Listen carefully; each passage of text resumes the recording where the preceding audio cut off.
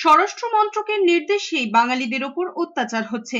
বীরভূমের ইলামবাজারে সরকারি পরিষেবা প্রদান অনুষ্ঠান মঞ্চ থেকে এভাবেই কেন্দ্রের বিরুদ্ধে সুর চড়িয়েছেন মমতা বন্দ্যোপাধ্যায়। মুখ্যমন্ত্রীর কথায় অসম, ওড়িশা, গুজরাট, মধ্যপ্রদেশ, উত্তরপ্রদেশ সহ সমস্ত ডাবল ইঞ্জিন সরকার অর্থাৎ বিজেপি শাসিত রাজ্যে স্বরাষ্ট্র মন্ত্রকের নির্দেশে বাঙালিদের ওপর অত্যাচার হচ্ছে।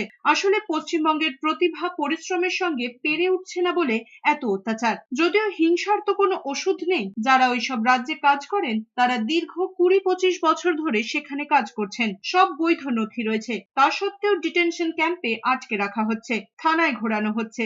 এরপরই ফের মুখ্যমন্ত্রীর বক্তব্য, তিনি বলছেন সবাই ফিরে আসুক, চাইলে রাজ্য সরকার গাড়ি ভাড়াও দেবে।